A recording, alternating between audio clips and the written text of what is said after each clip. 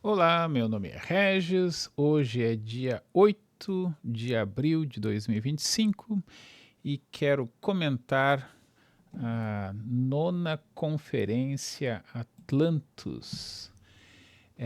Conflitos contemporâneos, como salvar o Ocidente, que ocorreu no sábado recente, dia 5 de abril de 2025. Então, o evento tinha com programação abertura às 10 horas, às 10h10, conflitos entre poderes, o desafio do equilíbrio institucional, debatido então pela Augusta Pini e o André Marsiglia. Depois às 11, conflitos culturais, a batalha de narrativas com Pedro do Contra e Marcel Van Hatten.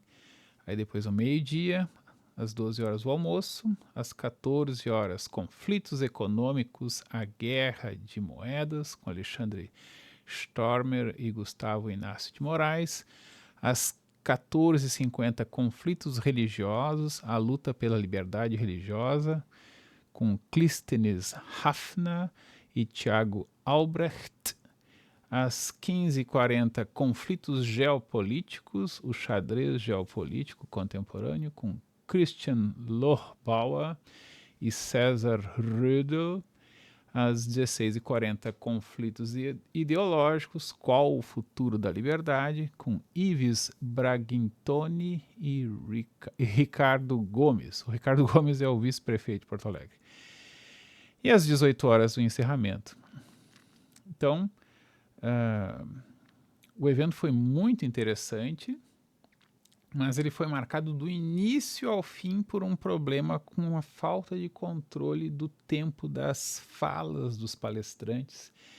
E aí o resultado é que o espaço para perguntas era atropelado. Às vezes acho que até o debatedor, o mediador, tinha pouco tempo para fazer alguma pergunta, né?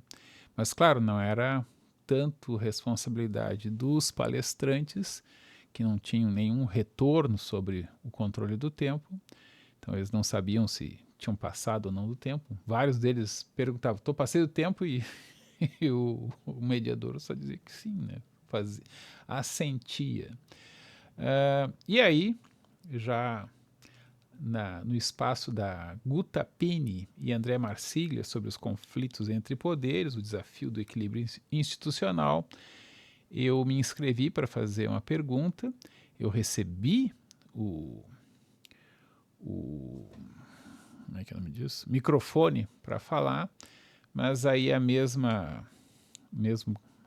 pessoal lá do Instituto Atlantis que me entregou o microfone disse que iam caçar a minha pergunta porque o Marcel, que ia participar do segundo debate, tinha que sair, tinha que viajar, então iam caçar a minha pergunta.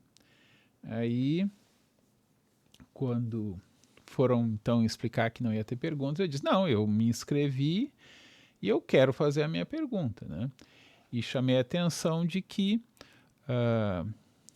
o debate entre a Guta Pini e o André Marsiglia, não um debate, porque cada um fez a sua palestra, em grande medida se voltava à questão da briga legislativa para, por exemplo, aprovar uma lei de anistia para o pessoal que foi preso no 8 de janeiro de 2023, ou em função do 8 de janeiro de 2023, que foram processados em primeiro lugar, sem respeitar o juiz natural, ou seja, em vez de ir para o juiz de primeiro grau lá do Distrito Federal, foram processados pelo STF, né?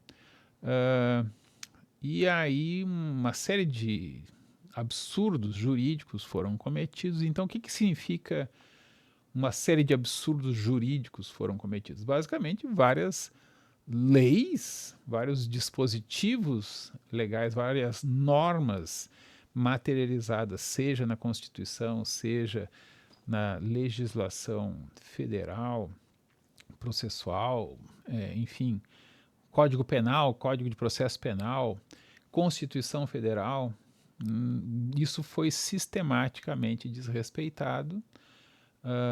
E aí eu chamei a atenção. Olha, não me parece que seja o caso de fazer mais leis, ou seja, como assim fazer a lei da anistia, né? Na verdade, o problema é anterior. Várias leis não foram respeitadas e agora a gente vai fazer mais uma lei para que ela seja respeitada. O problema é fazer as leis que já existem serem respeitadas. Depois do almoço, inclusive, eu falei pessoalmente com a Guta e ela disse, de fato, lei não falta, né? Já tem lei suficiente para todas essas questões, né? Aí eu até brinquei com ela. Claro, né? Discutir o processo legislativo ou a mobilização para aprovação de uma outra lei vende mais cursos ou mais palestras, né? Mas não me parece que a questão seja de fazer mais leis, né? E sim de se respeitar leis que já há. O André Marsiglia também entrou na mesma armadilha, né, de ficar discutindo toda uma lógica de um processo legislativo que talvez possa... Ele foi bem... As duas palestras foram muito interessantes. Eu não me lembro tanto do André Marsiglia, mas da Guta Pini eu me lembro porque ela começou de uma maneira muito engraçada, que foi mostrando a foto do bolo de casamento dela, na qual lá estava ela com, digamos, a CLT debaixo do braço. O bonequinho dela tinha dava para ver que era a CLT que tinha debaixo do braço. E ela disse, não, há esperança, no sentido de que ela se curou dessa loucura de achar que a CLT, né, é um bom instrumento de garantia de direitos dos trabalhadores ou de harmonização das relações entre capital e trabalho. Ela não usou essas expressões, mas ficaram implícitas. Então a minha primeira manifestação foi nesse sentido. Olha, eu me inscrevi, e aí tentaram dizer por qualquer razão que não ia ter espaço para fazer a minha pergunta, mas eu quero fazer. E eu estou fazendo exatamente o que eu acho que se deve fazer em relação a esses absurdos, esses abusos do STF. Não se trata de fazer uma lei, de fazer uma reforma do judiciário, né? O judiciário não precisa de mais leis para que ele passe a se comportar adequadamente. As leis que já há vedam o que está sendo feito, seja pelo judiciário em geral, seja pelo STF, né? Então tem toda uma lógica. Por exemplo, o STF pode ser controlado, ele deve ser controlado pelo Senado. Só que, aí eu comentei com a Guta depois do almoço,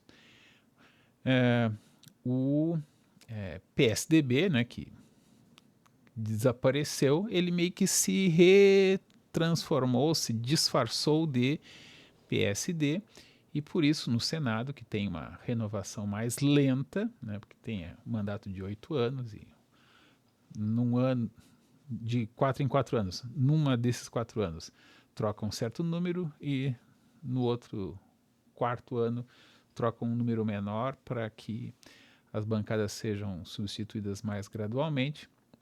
Então, no Senado, a relevância que o PSDB ainda possuía até recentemente, não existe mais praticamente o partido, ainda se mantém agora o PSDB disfarçado de PSD. E eu acho que ela meio que concordou, eu não me lembro, aí também já veio uma outra pessoa levar ela para outro lugar, ou salvá-la de mim, né, o cara esquisito que estava lá. Mas enfim, eu chamei a atenção. Olha, o problema que aconteceu no 8 de janeiro de 2023 e no que sucedeu, né, entre outras coisas, já poderia pegar também o 14 de março de 2019, lá com a abertura do inquérito das fake news, o inquérito 4781 do STF, que foi, né, aberto pelo então presidente, o ex-advogado do PT, o Dias Toffoli, e esse que abriu o inquérito indicou o ex-secretário de segurança, acho, do PSDB, no governo do Alckmin, em São Paulo, e que foi trazido para o STF pelo presidente Temer, né? Dizem as más ou boas línguas, enfim, línguas, que teria sido uma questão meio pessoal, ou até mesmo íntima, que aproximou então Alexandre de Moraes de Temer para resolver lá um problema de supostamente vazamento de fotos da primeira-dama na época, né, do Temer, que é a bela recatada e do lar. Não sei se é verdade isso, né, mas o importante para mim é marcar. O inquérito das fake news foi aberto pelo ex-advogado do PT, que indicou arbitrariamente, sem respeitar a lógica do sorteio, o ex-secretário de segurança do PSDB no governo de São Paulo, do Alckmin, que agora, inclusive, é o vice-presidente do presidente Luiz Inácio Lula da Silva. Eu acho que ele está sobre o PSB, Partido Socialista Brasileiro, deve ser alguma coisa assim. Partido Social Brasileiro, não sei.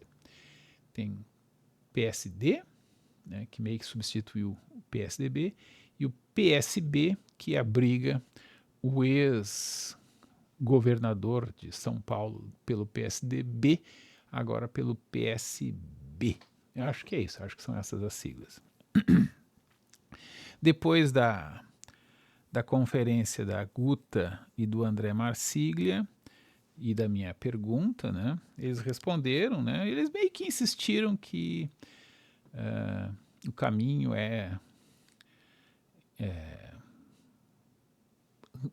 fazer a lei da anistia, né? Eu discordo, né?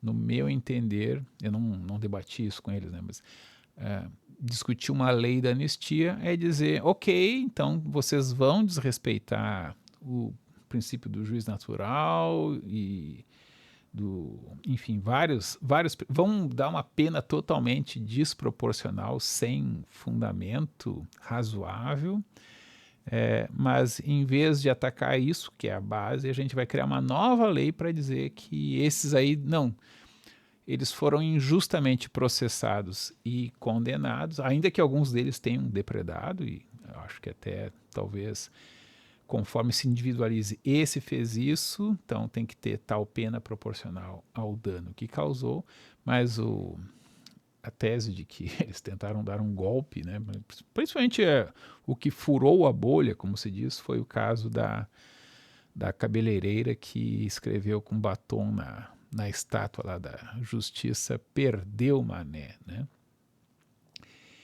Isso obviamente não me parece se tratar de criar uma anistia, o que é um processo legislativo que pode levar, sei lá, mais 6 meses, né?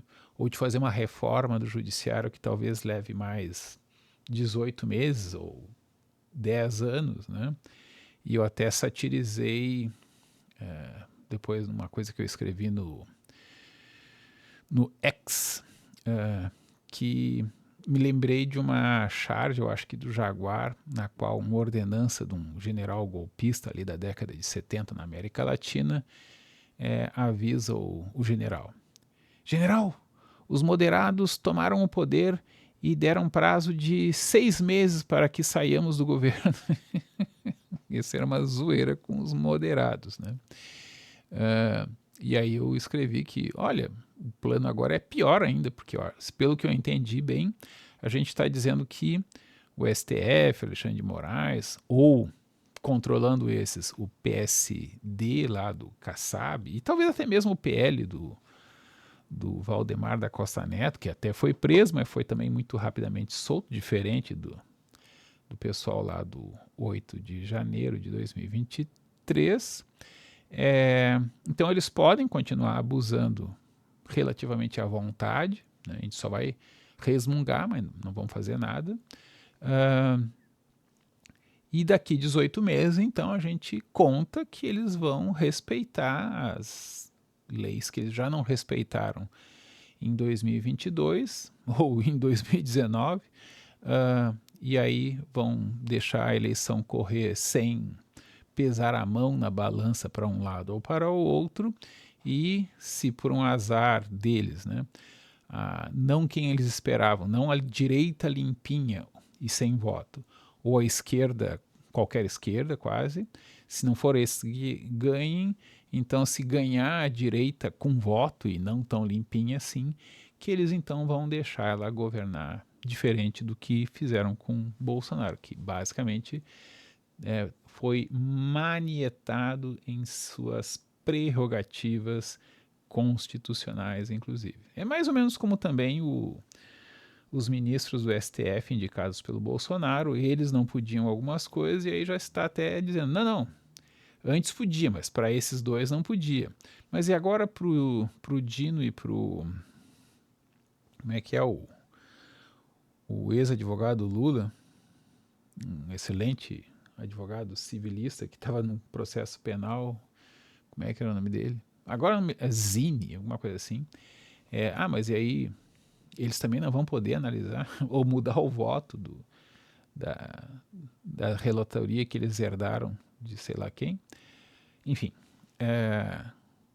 a segunda palestra, então, foi dos conflitos culturais, a batalha de narrativas, com Pedro do Contra e Marcel Van Hatten. Muito boa também as duas palestras, né? O Pedro do Contra tentou ser bem do contra, vamos dizer assim, e o Marcel Van Hatten foi muito dinâmico, ele se levantou e falou com o microfone e tal. Foram bastante interessantes as duas palestras, mas aí não houve espaço para perguntas do público, né? O almoço foi muito divertido, né? Fiquei conversando muito com o pessoal. Me lembro de uma senhora do Pará que parece que está morando em não é Canela. Como é que é aquelas cidades ali turísticas?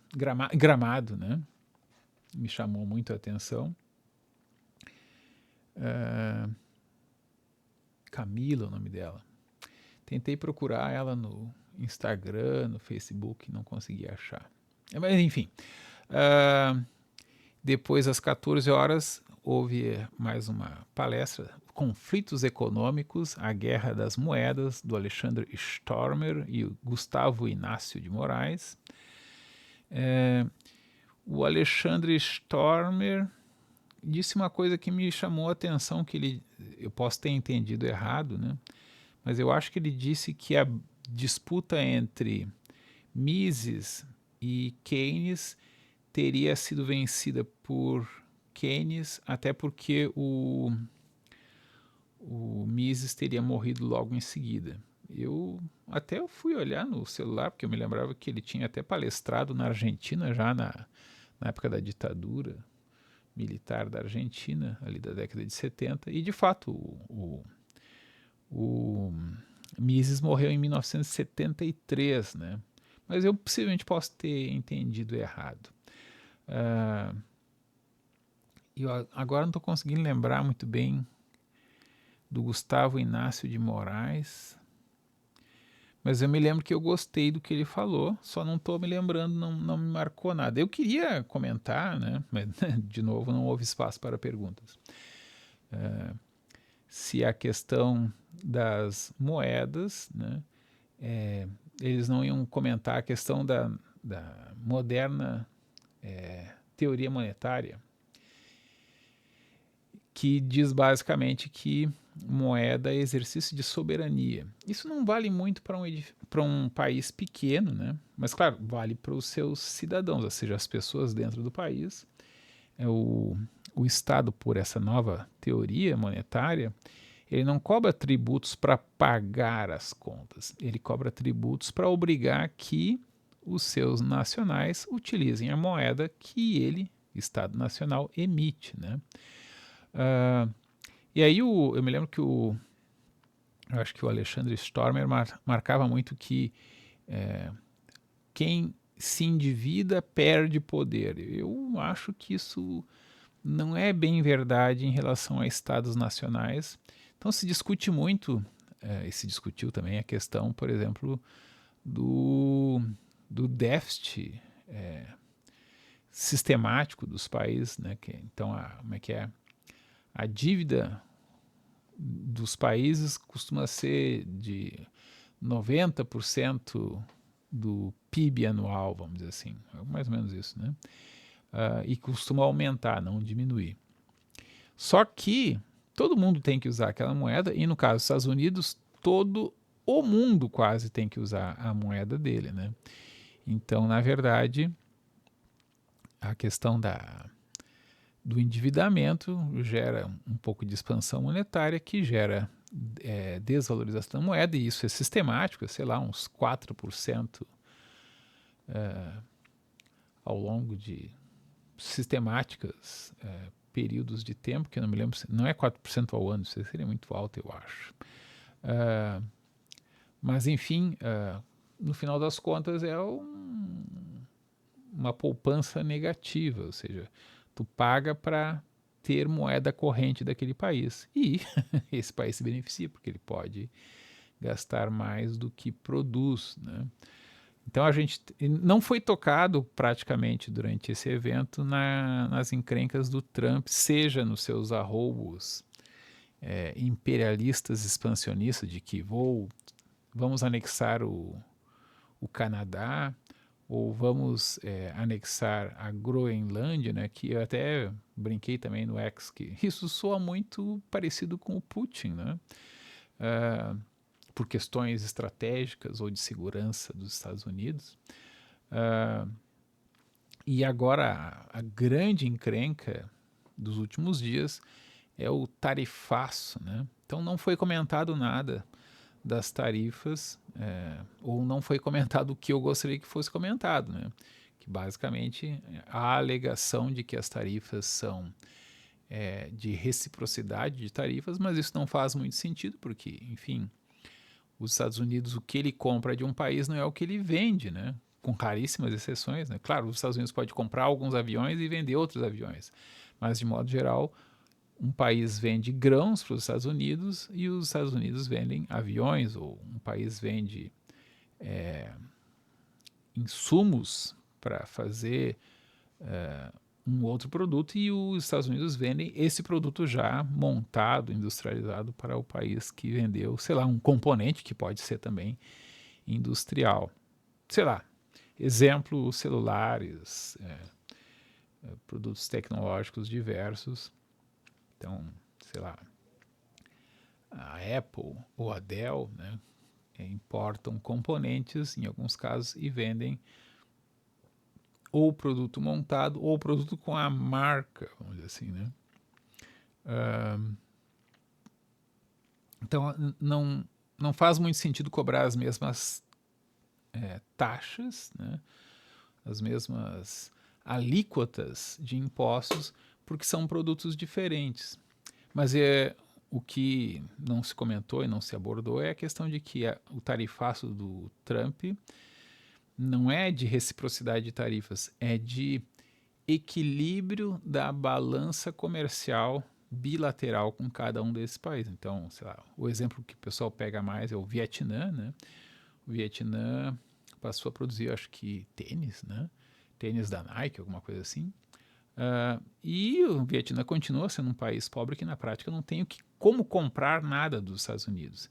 Então, obviamente, a balança comercial entre Vietnã e Estados Unidos é muito desequilibrada, ou seja, o Vietnã vende muito para os Estados Unidos e não compra nada, até porque é um país pobre, né?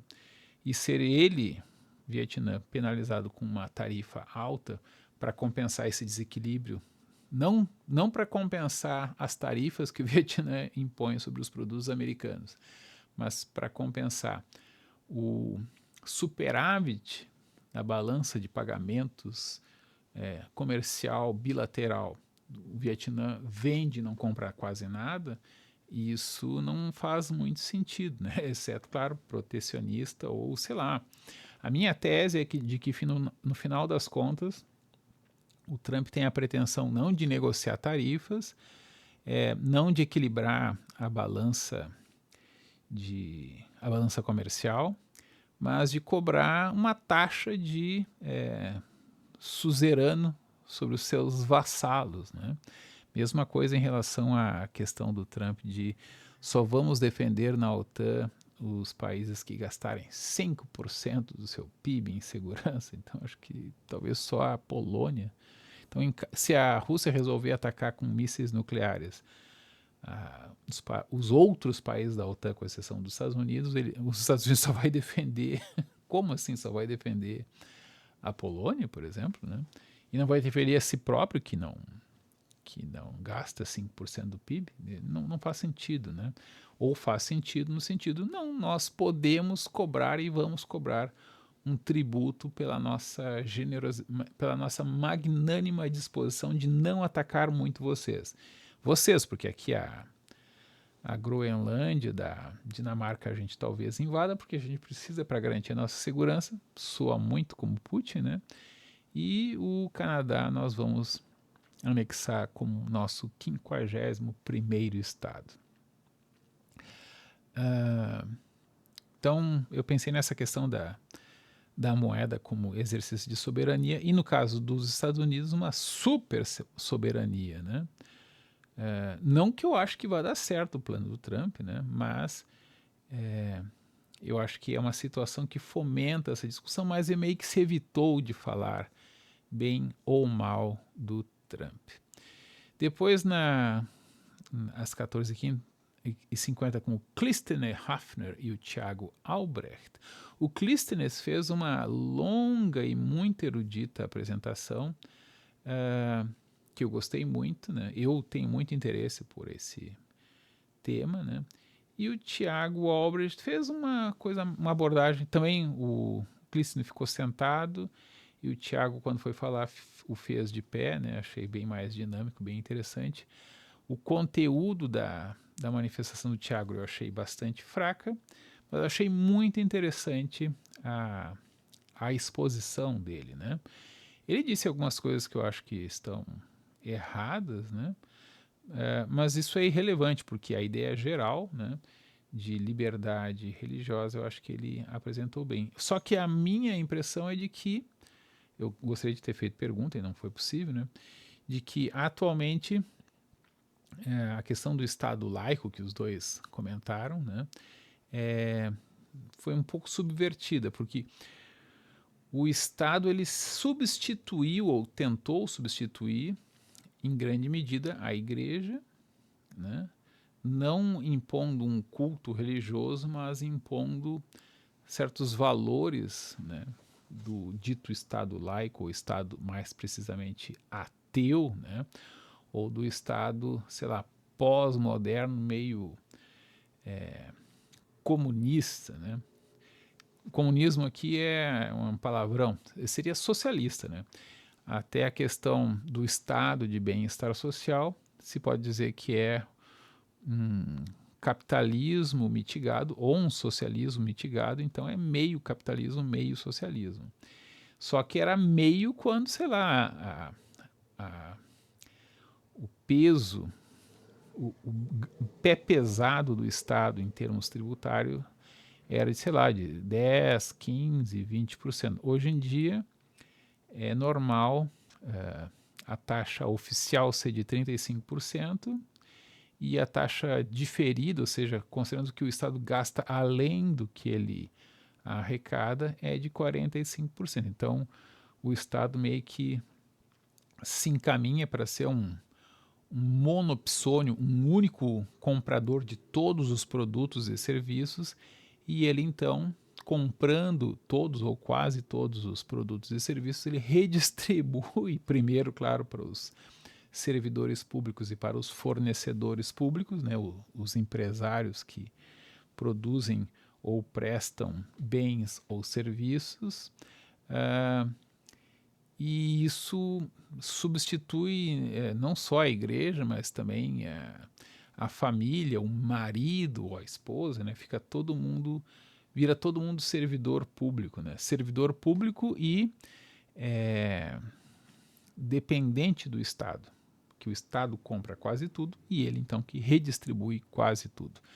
Quase tudo aqui é um exagero, né? Mas conforme o perfil de consumo ou de hipossuficiência do sujeito, o Estado pode corresponder a 70% ou 80% de tributação. O cara que fuma e bebe paga muito imposto, porque essas coisas são muito caras. E ao mesmo tempo se pode argumentar que ele vai muito para o pronto-socorro, né? Ou para tratamentos de doenças crônicas relativas ao alcoolismo e ao tabagismo, também gastando muito dinheiro público.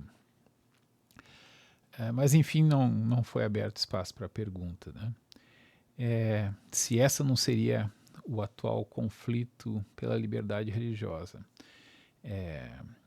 Então, uma discussão, né, que na família, a família meio que o casamento se transformou uma ação extremamente estatizada, assim como a educação, né? Então, a ingerência do Estado sobre a família é muito grande. Claro que com o objetivo sempre nobre de tentar evitar injustiças e desigualdades, mas acaba gerando outras talvez tão ruins ou maiores, né? Eu estava até pensando hoje, né, não foi no dia 5, que assim como a CLT atrapalha mais do que ajuda inclusive o trabalhador, a Lei Maria da Penha e toda essa lógica de proteção à mulher, também pela CLT, né, questão da licença maternidade e outras coisas, mais atrapalha as mulheres do que a ajuda, porque, enfim, as empresas vão preferir... Se tiver um homem e uma mulher de 25 anos, e o homem é até um pouquinho pior do que a mulher, há um risco do empregador preferir o homem porque ele não tem risco de ficar grávido, né? É claro que a solução disso seria horrível, seria dar a mesma folga de maternidade para o pai e para a mãe, né? Isso, inclusive, talvez aumentasse o número de pais que assumiriam a paternidade para ter... Mas não, acho que não, porque, enfim, não faz... O erro aqui foi ter criado uma super proteção para as mulheres que acaba diminuindo a empregabilidade das mulheres. As mulheres estão muito bem no mercado de trabalho, porque, de modo geral, as mulheres são mais confiáveis, né? Elas são mais regulares. Mas os homens que conseguiram, sei lá, ficar 2, 3 anos no mesmo emprego, eles também provaram que eles são confiáveis. Mas as mulheres têm um problema de que elas correm o risco de engravidar. Não é o empresário que paga o salário da mulher que está de férias, licença maternidade. Quem paga é o INSS. Mas ele tem que contratar uma outra pessoa para ficar no lugar da grávida. E é muito comum quando a grávida então volta, né? O empregador já está acostumado com a nova pessoa, que pode ser um homem, inclusive, e aí ele demite a grávida. Assim que ele pode, ele demite a grávida. Né? E claro, se pode proibir que se faça isso, né? Mas isso vai diminuir a disposição dos empresários de contratar mulheres. Então, esse tipo de proteção, né, essa intervenção do Estado nas relações privadas, né, como a família ou como o trabalho, ela acaba muitas vezes atrapalhando mais do que ajudando. E essa questão da liberdade religiosa, ela é em certa medida a origem histórica no Ocidente da diversidade de posições.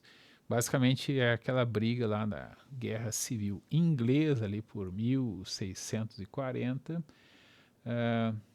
que a gente vê como uma revolução burguesa, mas eles lá que estavam brigando achavam que era uma guerra religiosa.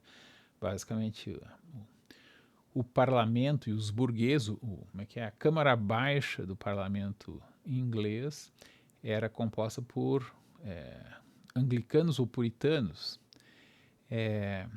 e o rei Charles I, Carlos I, era católico, né?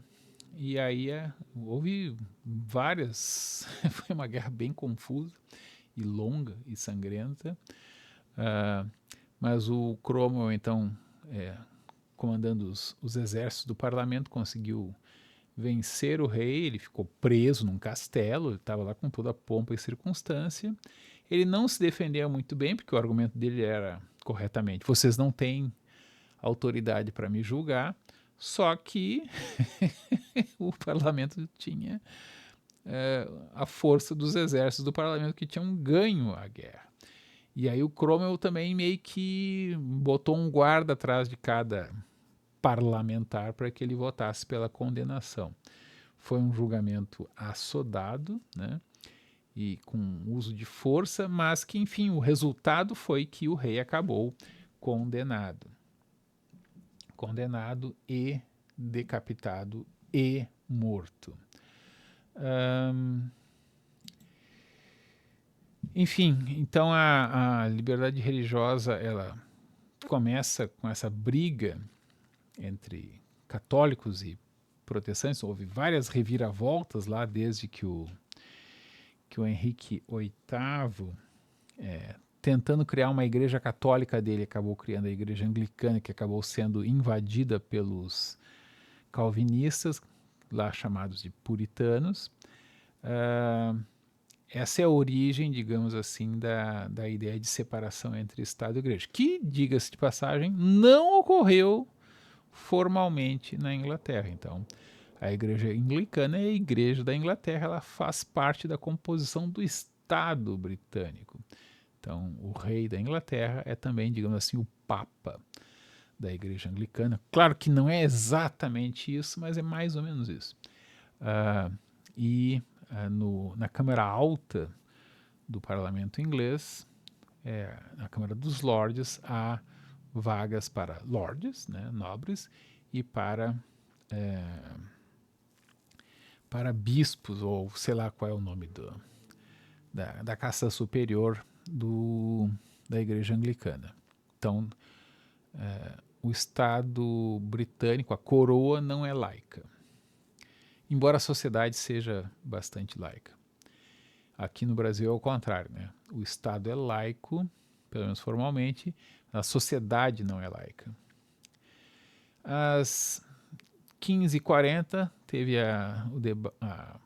as palestras Conflitos Geopolíticos, o xadrez geopolítico contemporâneo, com o Christian Lohbauer, acho que é bastante conhecido, e o César Rödel, que eu não conhecia, mas achei muito interessante a palestra dele, até por um detalhe peculiar.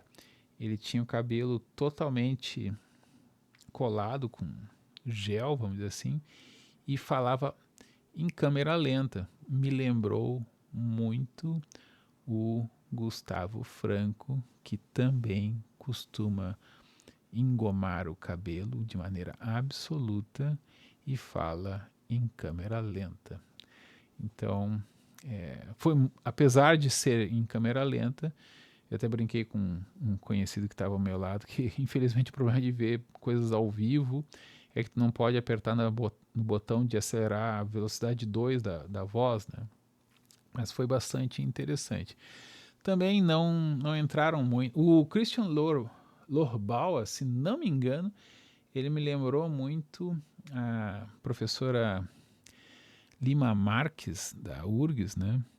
Que ele falava assim, tarará, tarará, olhando para cima, né? Então, o público está aqui, ele está olhando assim, tarará, tarará, tarará, tarará. E a Lima Marques também fala assim. E ele foi também super acadêmico, né? Então, ele disse que não tinha preparado e aí ele fez uma revisão bibliográfica, entre aspas, bastante erudita, talvez, né? E a última conferência também, acho que não houve espaço para... houve sim espaço para... não me lembro se teve ou não espaço para pergunta. Não me lembro acho que nessa aqui do Christian Lohbauer e do César Rödel, a Marise... como é que é o nome da Marise? Schormer, não. Marise Schons. A Marise Schons fez uma pergunta muito complexa e profunda e interessante que eu não me lembro mais o que era. Mas era alguma coisa realmente bastante interessante e bastante complexa. Só que infelizmente eu não me lembro o que era. Agora eu estou perdido aqui porque eu não estou achando onde é que está o programa que eu tinha aberto numa janela aqui. E agora eu me perdi dela. Enfim. Bom, e a última palestra... Puxa, agora eu preciso aqui para ver qual era a última palestra, né? É no Gmail, acho que tá isso. Aqui. E a última foi dos conflitos ideológicos, qual o futuro da liberdade, com Yves Braghittoni e o Ricardo Gomes. O Yves Braghittoni foi talvez a palestra mais dinâmica, né? Parece que ele é professor do Instituto Mises, né? Aquele do mais Mises, menos Marx. E ele então fez a palestra dele em pé e caminhando para lá e para cá. Ele até brincou que ele ia pegar um copo d'água, que os alunos dele dizem que a aula dele não termina enquanto ele não quebra alguma coisa. E o Ricardo Gomes não foi assim tão dinâmico. O Ricardo Gomes é o vice-prefeito de Porto Alegre, mas ele foi muito interessante porque ele trouxe vários exemplos de como já vivemos outros tempos tão ou mais polarizados do que agora. Eu acho que ele não entendeu muito bem o conceito de polarização, ou eu estou pegando um conceito muito acadêmico de polarização. Então, vários exemplos de polarização mais grave que ele pegou foram muitas vezes de pequenas minorias muito ativas contra posições medianas diferentes e posições opostas, talvez, também de uma outra pequena minoria. O problema atual da polarização é de que realmente, em vez de termos uma curva mais ou menos do sino, não é normal, porque a curva normal tem umas especificidades, mas uma curva em forma de sino, que tem uma média bem marcada, hoje em dia é muito comum haver uma curva do camelo. Então, se a curva sinuosa normal ela tem o formato do dromedário, né, que tem uma corcova só, na qual se concentra então a posição mediana, e aí a teoria de que os partidos políticos acabam tentando convergir, partidos políticos de posições polarizadas acabam tendendo a uma certa convergência porque eles precisam do voto da população e não de uma elite ou de uma minoria. Hoje em dia nós teríamos realmente na população uma divisão muito grande, uma polarização no sentido forte. Mas ele analisou sobre outro contexto. Ele pegou a polarização pela perspectiva do quanto as pessoas se sentem opostas umas às outras e o quanto elas estão, então, algumas delas dispostas a juntar uma turma para brigar com a outra, né? E ele citou várias referências, várias falas ou escritas de liberais mais ou menos clássicos ali, ou pelo menos do século XIX, né? Seja século XVIII, lá da Guerra de Independência dos Estados Unidos, e Constituição da Constituição dos Estados Unidos, e no século XIX, eu acho que mais realmente no século XVIII teve mais frases. É que falar em liberalismo tecnicamente só faz sentido falar no século XIX, né? Mas no século XVIII, claro, nós temos proto-liberalismo. Por que se diz isso? É que o termo ideologia surge já na época napoleônica.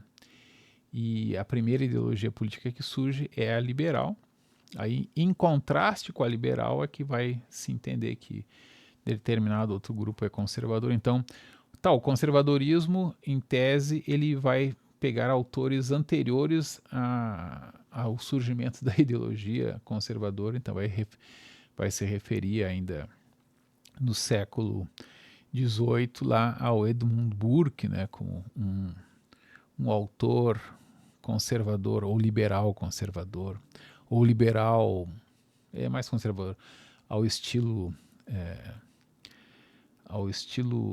britânico ou insular, né? E também o liberalismo vai pegar autores do século XVIII, sei lá, não me lembro se o Adam Smith e Locke, se os dois são do século XVIII.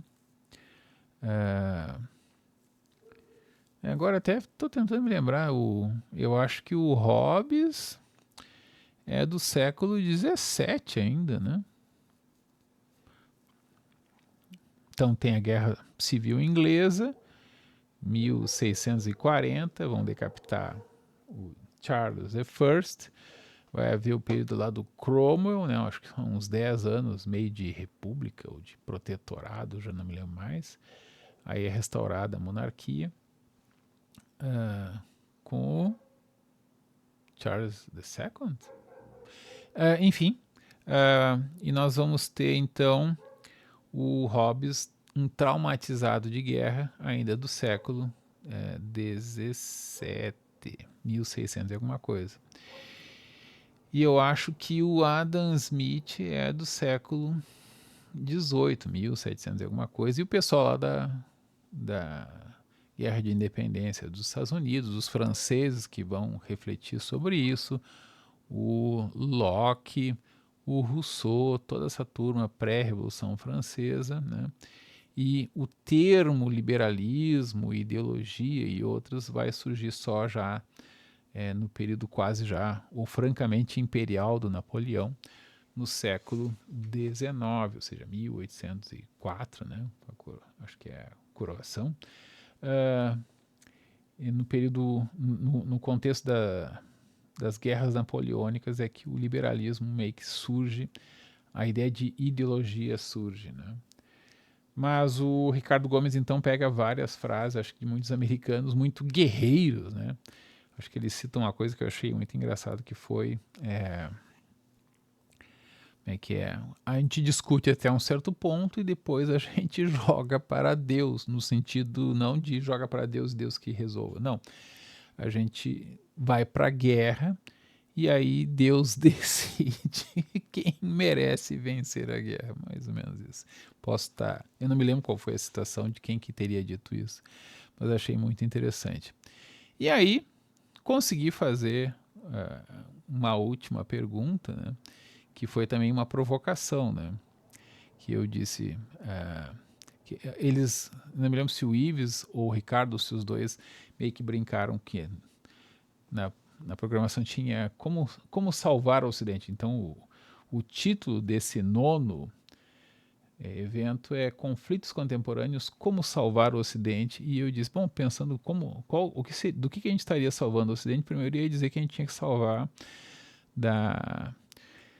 do estado de bem-estar social, que ele conflita profundamente com a ideia de Ocidente de liberdade, que é a ideia de que o meu vizinho vai ter que pagar por eventuais consequências ruins da minha vida privada, dos meus vícios privados, né? E se ele vai ter que pagar, ele tem direito a dar palpite ou até mesmo de colocar restrições. E aí acaba a liberdade individual, clássica pelo menos, né? Mas aí eu disse, mas me surgiu uma coisa muito mais marcante e que me assustou um pouco, que é o quanto palestras brilhantes como as que foram feitas hoje durante o dia todo, elas, em primeiro lugar, elas estimulam a passividade, até porque não se controla o tempo e não há espaço para as perguntas, elas são extremamente reduzidas ou até são cerceadas. Eu reclamei do fato de que até tentaram caçar a minha primeira pergunta sob o argumento de que o Marcel ia ter que viajar, e eu não deixei, né? marquei a minha posição lá, e que isso treinava uma certa passividade, ou seja, o pessoal que participa desse evento é treinado a fiquem quietos, ouçam estes excelentes palestrantes e não falem nada, ou falem entre vocês na hora do almoço ou do cafezinho, né? Mas não venham fazer perguntas. Até disse, não se quer ouvir as perguntas do público, até porque elas são consideradas burras, né? Então é melhor não ouvi-las. E aí fiz um paralelo com a posição das elites de esquerda, né? Que também acham que elas sabem o que é certo e o que a população pensa, o que é comentar, não interessa, é até meio deletério que se ouça o que as pessoas comuns querem falar, né? E até aí a Marise Chons começou a... eu disse assim, e aí em vez de ir para fazer manifestações nas ruas, né, se quer fazer uma modificação, se criar uma lei da anistia, aquilo que eu tinha comentado na primeira vez, e eu disse que era talvez importante fazer manifestações nas ruas, né, pacíficas, e aí a Marise Chons começou a dizer, não, mas aqui não é o espaço, tará, tará. Ela estava na mesma condição que eu, né, de público ali, só que aí ela, sem ter pedido inscrição, tentou caçar, no meu entender, a minha palavra, o meu espaço duramente conquistado ali, levantando a mão rapidamente todas as vezes, né, e sendo desconsiderado todas as outras vezes. Foi na primeira vez me deram o microfone, tentaram me tiraram o microfone, e aí quando eles foram então atropelar o meu momento de falar, eu disse, não, eu pedi para falar e eu acho que é isso que a gente tem que treinar, a gente não pode deixar que a regra seja mudada em cima da hora e a gente deixa por isso mesmo. Se bem que nas outras vezes que eu pedi, eles enrolaram, eu meio que deixei, porque também não queria ser o rebelde o tempo todo, né? Mas nesse último momento eu consegui então ser o rebelde de novo. E aí, não tanto a mesa, dessa vez eles me deram a oportunidade de fazer meu questionamento, mas a Marise Chons disse que não era o espaço. Eu nem entendi muito bem por que ela estava tão enfurecida, né? Depois, no dia seguinte, é que me dei conta. É que tem essa manifestação do Bolsonaro em São Paulo justamente pela anistia, né? Eu sou contra. Não que eu seja contra a anistia, mas eu sou contra esse foco. Ou seja, a gente não tem que ir para a rua para pedir que seja feita mais uma lei. A gente tem que ir para a rua para exigir que sejam respeitadas as leis que já há, né? E não sair da rua até que isso seja aceito. Sim, como é que é? Pode ser até resistência pacífica, o estilo Gandhi, mas nem isso se tem feito, né? Então a resistência pacífica tem que atrapalhar, tem que causar um problema tão grave, sem quebrar nada, que as elites voltem atrás, né?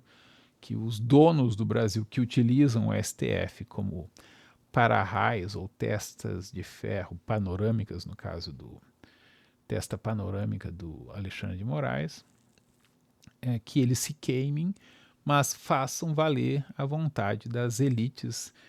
Aqui eu represento na figura, sei lá, do PSD ou do Kassab, ou até mesmo do Valdemar da Costa Neto, que é o dono do PL, que em tese seria um partido de direita e de oposição ao governo da coligação PT, STF, PSD, mas que na prática também tem lá as suas raízes no sistema, vamos dizer assim, né?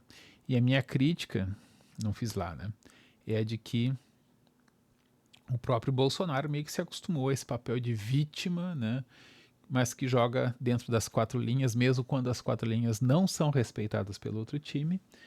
No meu entender, isso é endossar os crimes, né? Tu endossa os crimes, não que tu concorde com eles, mas diz, não, mas tá, tudo bem, tudo bem. A gente discute isso depois. Então, tu legitima o crime que está sendo cometido, crime às vezes continuado, como por exemplo no caso das pessoas condenadas, sei lá, 12, 14, mais anos do que homicídio, né? Por um crime que não existe, não com aquelas circunstâncias de atentado à democracia e tal. E o que eu comentei, eles não curtiram muito, né? Foi que essa coisa de não respeitar o tempo das falas, né, acaba sendo um pouco semelhante aos abusos do Alexandre de Moraes no STF. A gente reclama do Alexandre de Moraes, que tem lá os poderes dele, mas com os poderes que a gente tem aqui, a gente faz coisa não equivalente, não há proporcionalidade, como reclamaram justamente, mas é a mesma natureza. E, claro, né, se derem poder para o pessoal lá do Instituto Atlantis, ou para mim, né, se eu faço isso com esse mínimo poder aqui de controlar o horário, de controlar as falas, de não, vamos deixar o cara falar, e aí não vamos deixar esse outro aqui falar. Isso é uma coisa que os esquerdistas têm muita dificuldade de entender, que tu não pode fazer uma discriminação positiva para um sem fazer uma discriminação negativa para outro, porque tu tá, ao garantir mais para um, tu tá tirando direitos do outro, tá tirando espaço do outro, né? Então, sem entrar aqui no mérito, claro que os caras que prepararam a palestra, né, estão mais preparados para apresentar alguma coisa interessante do que alguém que ouve o que eles falaram e quer fazer uma pergunta ou uma colocação, né?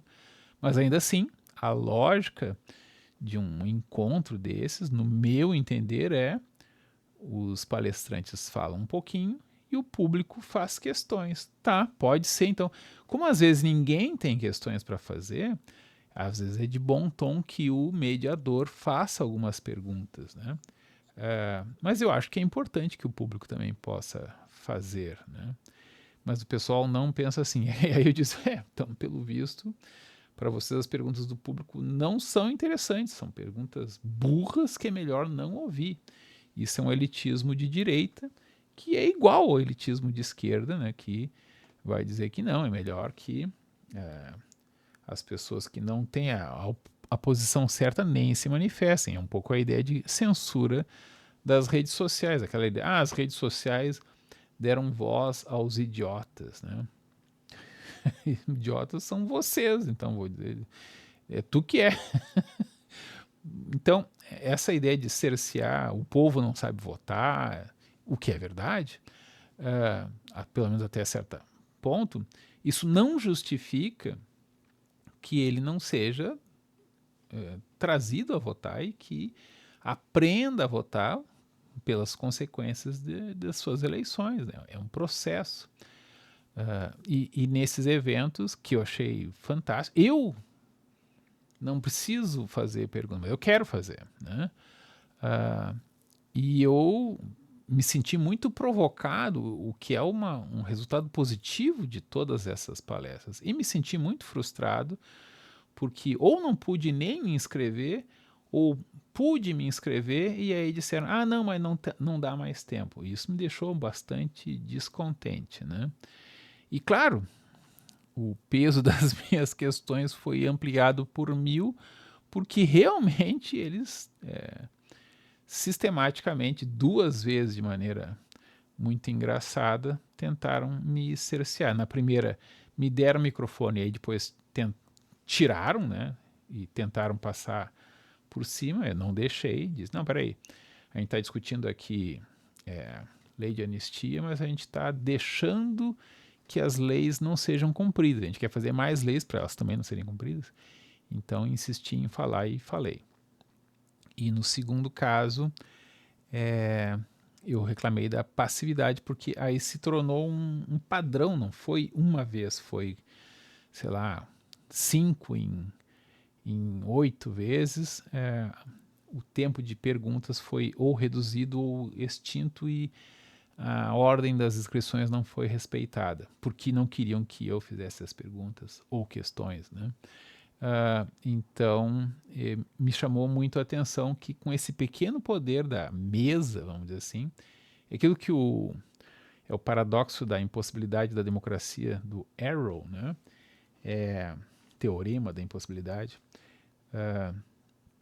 Ele dá um dos exemplos se a mesa pode controlar a formulação das questões, ou como é que elas vão ser apresentadas, ou quem serão os candidatos, ou em que ordem eles serão votados, uma posição minoritária pode acabar vencendo por essa manipulação do processo, né?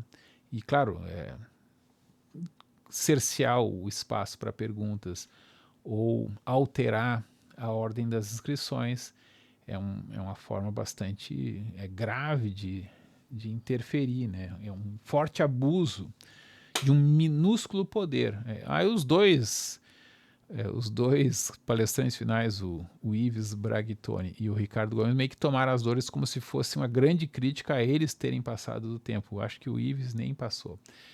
E reclamou lá, não, mas grande proporcionalidade, ironizando, ou com sarcasmo, né? E eu disse, não, mas não estou alegando que é proporcional, eu estou alegando que é um contínuo, é o mesmo tipo de problema. Claro, eles poderiam alegar que é ladeira, a falácia da ladeira escorregadia, né? Se isso, então aquilo. Se tu deixa isso, então tu vai acabar deixando tal coisa. Não é uma afirmação categórica nesse sentido, e, portanto, não é uma falácia nesse sentido. Mas me deixa esse medo, né? Esse pessoal metido a liberal, né? Os liberais limpinhos do Novo, acho que são basicamente a base do Atlantis, eles não se mostraram muito bons em respeitar o aspecto formal e impessoal de o tempo das palestras, o tempo das perguntas e a ordem das inscrições, né? Então, mutatis mutandis, claro que essa é a lógica da ladeira escorregadia, não fica claro se eles não fariam algo equivalente ao que o STF e o Alexandre de Moraes faz. Tecnicamente, essa é a desculpa dos esquerdistas, né? São sociais, como é que é? Social-democratas, ou são defensores do grande estado de bem-estar social do STF, se eles alegam que o PT e o STF atual, que em parte era o antigo, dizem que a gente abusou muito lá no mensalão, se abusou muito ao prender o Lula. Acho que essa crítica é correta, ou seja, é óbvio que a Constituição veda o início do cumprimento da pena antes do trânsito em julgado, e o STF entendeu que não vão prender. Só que aí, para consertar isso, eles mais do que dobraram a meta, né? Ou seja, ok, vamos desprender o Lula, né? Porque não foi condenado em última instância ainda, mas aí resolveram, para ganhar do Bolsonaro só o Lula, então vamos anular todos os processos e anular também o mensalão para que não fique tão chato o PT de volta no poder. Então são tudo inocente, então podem concorrer, e o Bolsonaro não pode porque ele fez uma reunião com embaixadores para discutir o golpe, né, para discutir medidas constitucionais que poderiam então barrar o que ele entendia como abusos lá durante a eleição, que eu acho que houve, né? Mas ele acabou entendendo que não havia meios constitucionais, aquela ideia dele das 4 linhas, né? Então, o argumento da esquerda é: nós abusamos para um lado, agora vamos abusar para o outro para compensar, né? Só que assim a gente nunca vai ter respeito à Constituição. Se cada lado for interpretar abusivamente a Constituição, né, coisa que este evento e o descontrole em relação ao tempo e à ordem das inscrições foi uma falha importante, não é igual, mas assim, dentro do poder que havia, foi essa falha, e ela foi muito grave, no meu entender. O STF cometeu falhas muito mais graves, mas também porque ele tem muito mais poder, né? Então, mesmo a reclamação de que a minha acusação era desproporcional, ela não é desproporcional, ela é justamente dentro da proporção dos poderes da organização do evento, foi uma falha muito grave, foi um abuso muito grave. Claro que são todos, com algumas pouquíssimas exceções assim mais truculentas, né? São todos fofinhos lá no Instituto Atlantis, né? Até me chamou a atenção que o pessoal, sei lá, jovens de uns entre 20 e 36 anos, parece que se dividem em dois tipos, principalmente os homens, né? Tem uns caras que são grandalhões e que eles são meio gordos e por igual, de cima a baixo, inclusive com coxas e quadril meio gordo, que não é muito característico de homem, né? Mas é uma coisa que se repete muito.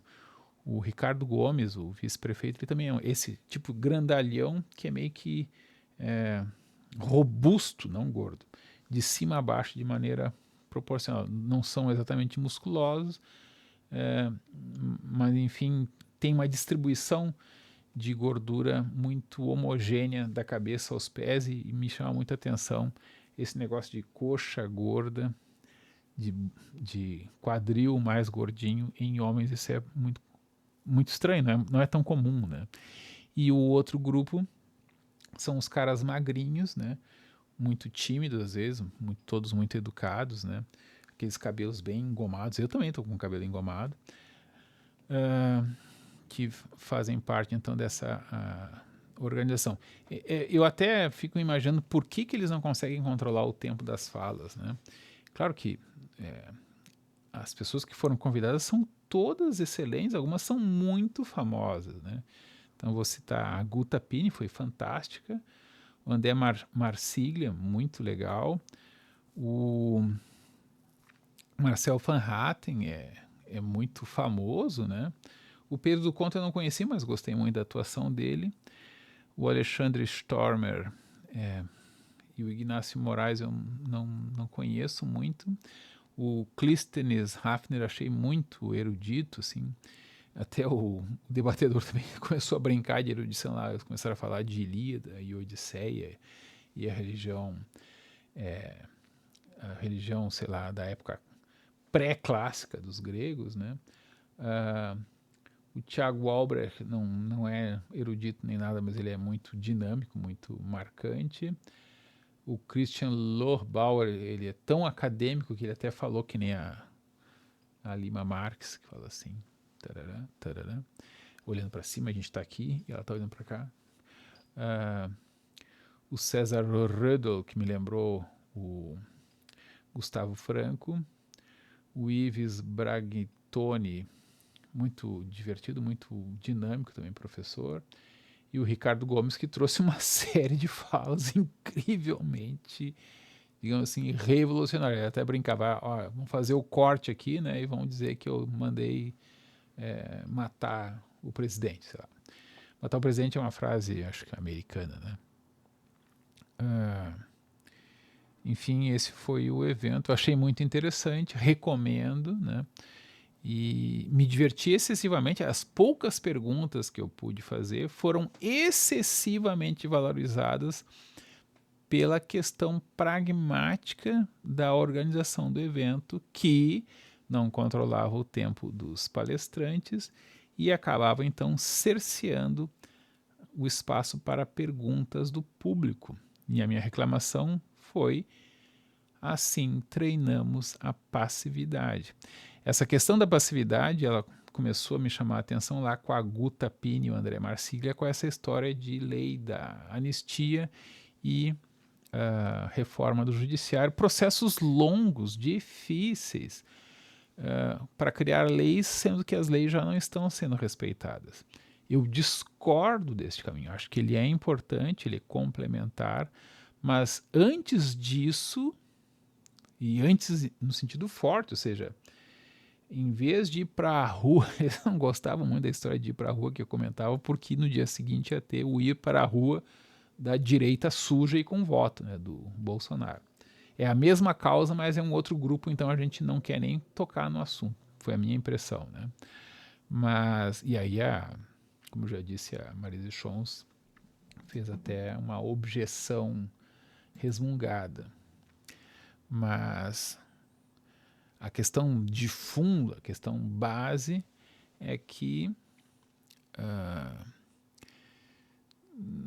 não precisamos de mais leis, precisamos as elites têm que saber que se elas continuarem abusando, a gente vai fazer parar tudo. A gente não vai botar fogo em nada, não precisa, né? Porque tudo depende de tributos, depende dos fatos geradores, né? Não faz sentido para as elites nos dominar se a gente não gerar riqueza para eles. Então, é uma espécie de greve geral. Então, manifestações pacíficas, elas por si só já são declarações de guerra, né? Como é que é? Na lógica da guerra híbrida, em que tem várias formas de se estar em guerra, a questão de fundo é que a população tem muita força, muito poder, mas, claro, a população são muitas pessoas desarticuladas, inclusive essa briguinha entre direita bolsonarista e direita limpinha do Novo, né? Ela mostra que o pessoal tem a mesma posição. Foi um abuso lá com o pessoal do 8 de janeiro. Alguns cometeram depredações e devem ser punidos por isso, mas tem que ser individualizadas as responsabilidades, e essa história de dizer que estavam todos tentando abolir violentamente o Estado Democrático de Direito é delírio, né? E é um delírio com poder. Então, a população tem que criar uma lei da anistia, ela tem que exigir que os processos sejam anulados porque não foi respeitado o juiz natural, não foi respeitada a individualização da pena, foi inventada um crime que não existe, não com essas configurações, muito menos com essas penas, muito menos com esse agrupamento de penas, né? Então, o cara estava ali no bolo, condenado a, sei lá, 17 anos de reclusão. Eu até faço sempre uma seguinte ressalva, né? 17 anos de reclusão, tu tem que ver, não é 17 anos preso em regime fechado, é 17 anos que começa em regime fechado, né? E depois de um sexto do cumprimento, pode haver progressão do regime da pena. Até vamos ver aqui. Eu não lembro se é 17 anos, mas vou fazer a conta aqui na calculadora. 17 dividido por 6, 2,83. Então, menos de 3 anos de reclusão em regime fechado. Aí depois vai progredindo a pena e eu acho que 2023, 24, 25, daqui a pouco, depois de condenado, o pessoal que já estava preso em regime fechado, né, vai ficar menos de 1 ano. Porque já faz 2 anos do evento, faz 2 anos que alguns estão presos e, portanto, ele vai ficar preso mais uns 10 meses, 9 meses e vão então progredir da pena, vão para regime semi-aberto e depois para o regime escancarado. Sendo-se que, né, também tem aquela questão da proporcionalidade.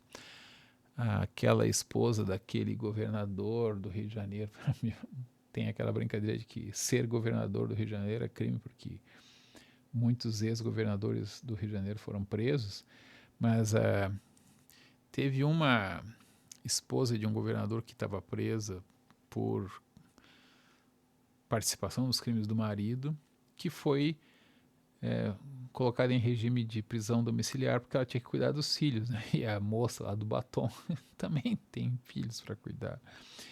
E não é uma criminosa perigosa que precise ficar em regime fechado, isolado dos filhos, exceto pelo caráter de nós coletivamente somos permissivos e passivos, e essa palestra toda muito boa treinou a passividade e, portanto, em vez de exigir a imediata anulação dos atos praticados e, se for o caso, recomeçar através do juiz natural, que seria o juiz de primeiro grau lá do Distrito Federal, do primeiro grau da Justiça, não sei se federal ou estadual, acho que estadual, né? Ou digamos que federal. No primeiro grau, juiz singular. E aí, todos os recursos só pode começar o cumprimento regular da pena após o trânsito em julgado definitivo na última instância, a qual se quiser recorrer. E, claro, essas penas são absurdas, né? O crime individualizável, na maioria desses casos, seria de dano daqueles que dá para individualizar, né? A maioria não dá, então tem que ser liberado. E aqueles, então, que quebraram alguma coisa, que comprovadamente quebraram alguma coisa, ou picharam alguma coisa, danificaram alguma coisa, têm que ser punidos proporcionalmente pelas condutas que praticaram. Então, essa é a prioridade, não fazer uma lei da anistia, né? Fazer uma lei da anistia e dizer, ok, vocês ganharam, então essas pessoas foram injustamente condenadas, então vamos fazer uma anistia. E aí a anistia tem uma malandragem aqui que é vamos liberar para os dois lados. Então, vamos liberar a moça do batom e vamos liberar também o Alexandre de Moraes. Eu acho essa uma péssima ideia. Entendo perfeitamente que, já que a gente é meio frouxo, então não vamos comprar essa briga toda, né? Vamos só pedir anistia, não. Não vamos exigir que eles cumpram a lei, né? Isso é loucura, isso é loucura. Isso é endossar a ditadura, dar legitimidade para ela, dar sobrevida para ela, ou até mesmo a estabilizar, a eternizar, né? Porque, enfim, quem garante que daqui, sei lá, 18 meses eles vão se comportar quando começar o próximo processo eleitoral? E quando houver a leitura dos resultados, que esses resultados serão respeitados, né? Nós temos o exemplo do Brasil do Norte, ou nós aqui na Venezuela do Sul, né? Temos que nos preocupar com a evolução dessa radicalização das ditaduras. Vou concluir, isso já extrapola um pouco o que foi discutido lá nesse nono evento, que uma ditadura ela é tão dura quanto necessária. Então, a ditadura que nós vivemos, eu tenho dificuldade de dizer quando é que ela começou. Porque ela pode ter começado, sei lá, em 1990. Só que aí, eu costumo marcar com outro evento. Eu costumo marcar, acho que foi 2005, com o referendo das armas, do desarmamento.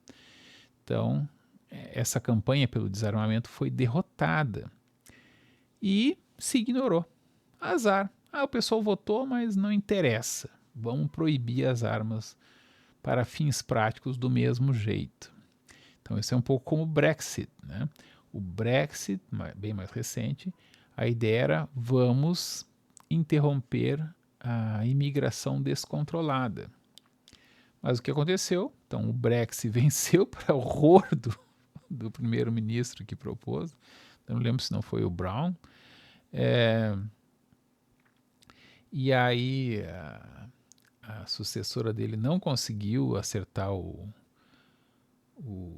a lei do Brexit, a sucessora dela conseguiu menos ainda, e aí acho que só aquele o loirão, aquele meio amalucado, conseguiu, mas todos eles mantiveram a imigração descontrolada, pelo menos na percepção do eleitorado, dos cidadãos britânicos, brancos ou marrons. Eles lá chamam as pessoas de pessoas marrons, né? Eu seria uma pessoa marrom lá.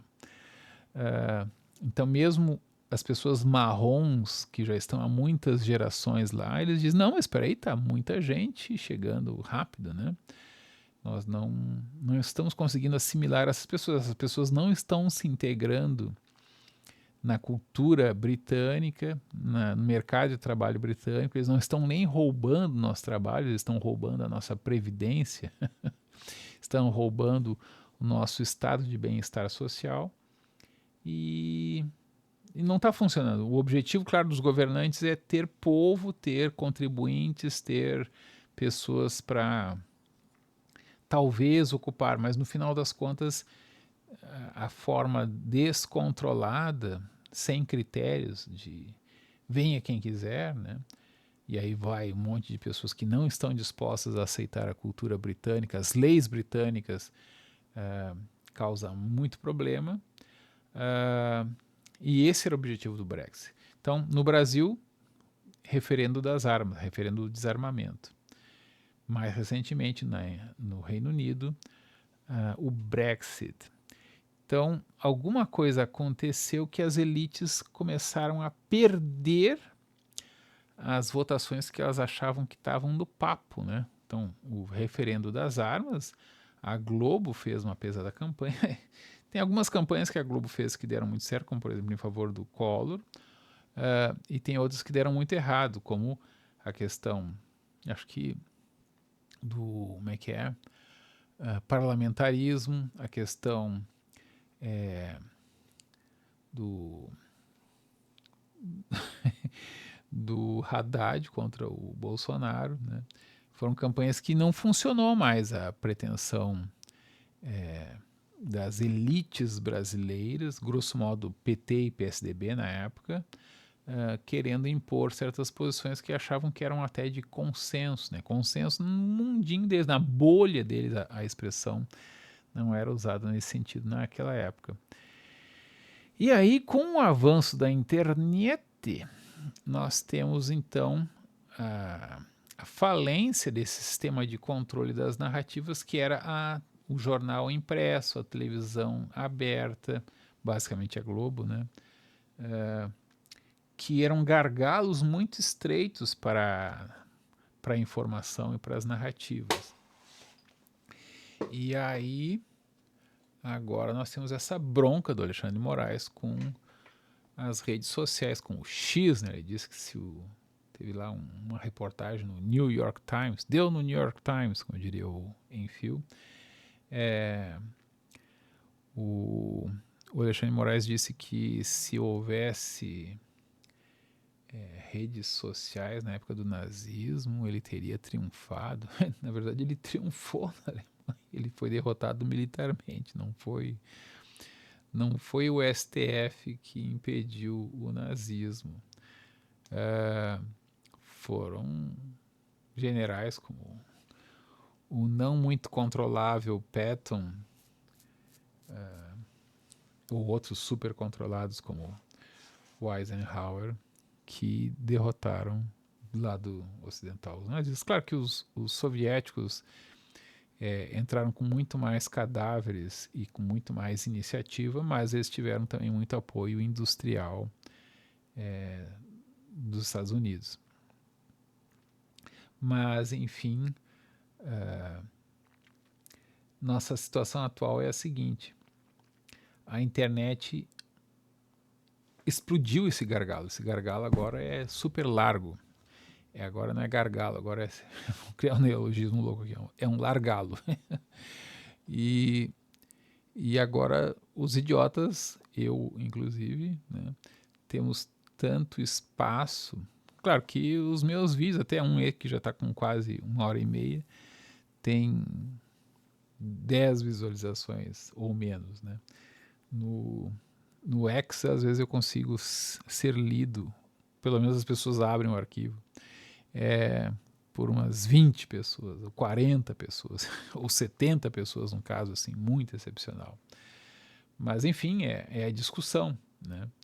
Não é tanto que eu vou trazer a verdade e acabar com a desinformação, ou ao contrário, que eu vou conseguir impor uma desinformação que será, então, hegemônica. Não, a questão é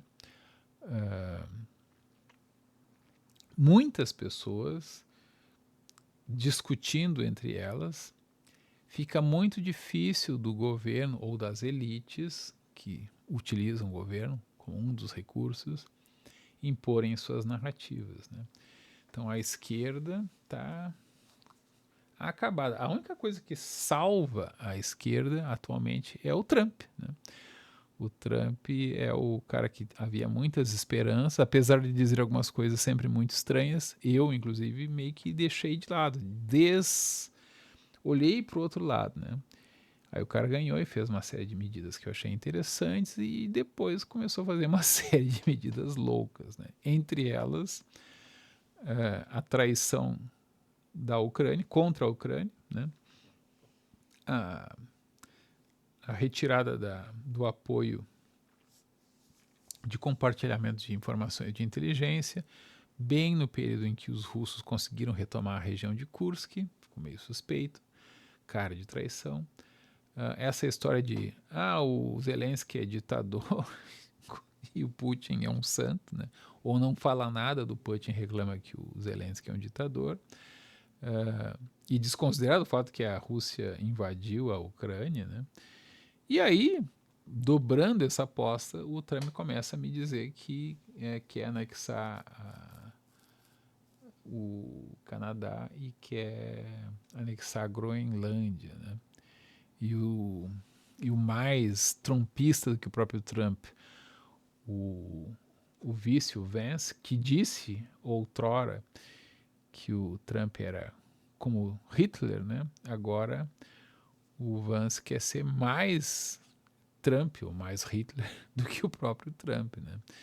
E aí ele, lá no vazamento lá daquele, é tipo um WhatsApp um pouco mais seguro, não me lembro o nome agora, ele mostrou que ele tem má vontade mesmo contra os europeus. Não, isso vai ajudar os europeus, isso aí é 2% do nosso comércio passa por ali, e isso é de interesse dos europeus. A gente não tinha que dar essa mensagem aí de que a gente vai ficar ajudando os europeus. Eu acho que o Vance até gosta da população europeia e tem um profundo desprezo pelos governantes europeus, mas o que ele faz é endossar um ranço, uma má vontade contra os interesses também das populações europeias, né? Enfim, é muito impressionante como esse governo do Trump,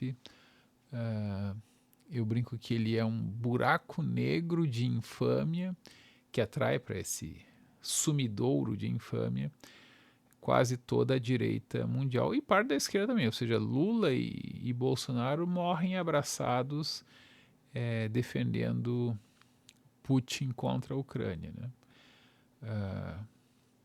Mas, enfim, eu votaria de novo no Bolsonaro, mas muito ressabiado, achando que ele, um segundo governo Bolsonaro seria louco como um segundo governo Trump está se mostrando, né? E a questão das tarifas eu até já comentei, né? É uma desgraça sem tamanho. O grande tema da semana do Fórum da Liberdade e desse evento, então, no dia 5, foi a loucura das tarifas de reciprocidade, que eu já expliquei que são, na verdade, de equilíbrio da balança comercial, ou cobrança de direitos de suzeranos sobre os seus vassalos, mas não foi muito comentado. Acho que havia uma disposição a passar pano um pouco para o Trump, nem que fosse não comentando essas loucuras. Então, este evento foi muito interessante, numa época muito interessante, foi um pouco ao largo dessas grandes questões do momento, até porque elas são muito novas e os palestrantes não se prepararam e também não quiseram improvisar sobre o assunto, e a organização do evento cerceou o público em fazer perguntas talvez sobre essas questões. Eu certamente teria feito algumas, né, neste sentido.